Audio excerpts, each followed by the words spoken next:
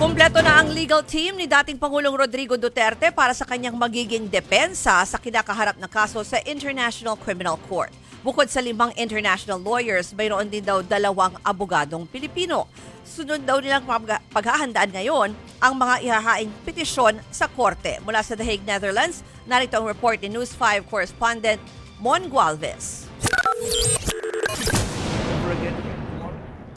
Sa muling pagbisita ni Attorney Nicholas Kaufman sa ICC Detention Center, kinumpirma ng lead counsel ni dating Pangulong Rodrigo Duterte na kumpleto na ang kanilang legal team para sa kasong Crimes Against Humanity's International Criminal Court.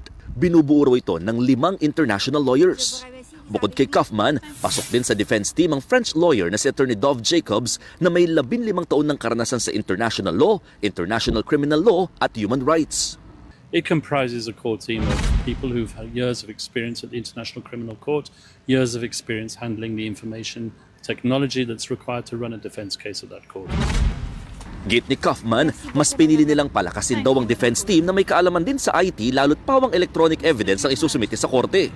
At dahil kumpleto na mga abogadong dedepensa sa dating Pangulo, pinaghahandaan na rin daw nilang paghahain ng mga petisyon sa kaso.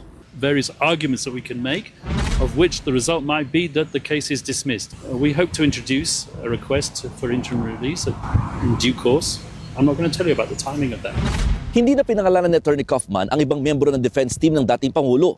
Pero bukod sa 5 international lawyers, meron din daw 2 Pilipinong abogado na tumutulong sa kanila. Sakto namang pagdating sa The Hague ng kaalyado at abogado sa Pilipinas ng dating Pangulo na si Attorney Martin Delgra. Wala raw usapan na magiging parte siya ng legal team. Pero malaking bagay daw na may abogadong nakakakilala sa mindset ng kliyente.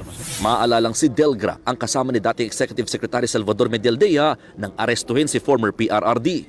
Kung may kaso man haharapin niya, ang hindi namin na-anticipate na yung kaso palang haharapin dito sa Hague, hindi pala dun sa Pilipinas. Kasabay nito, hiniling ng Duterte camp na magsagawa ng oral arguments ang Korte Suprema kaugnay sa pinagsama-samang habeas corpus petitions na nauna ng isinampa. The manner of arrest of the subject person is highly questionable as alleged in their petition.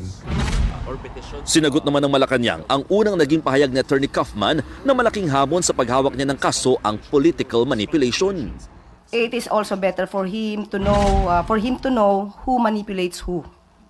And of course, sabi nga natin, he should also be aware of the plight, of the EJK families, of the EJK victims who are now allegedly being harassed. He will definitely face some difficulties in defending his clients if regarding the admissions made by his clients. But we wish him all the luck. Nauna namang sinabi ng ICC na hindi nila kinukonsidera ang ganitong klaseng away politika sa pagdinig ng kaso.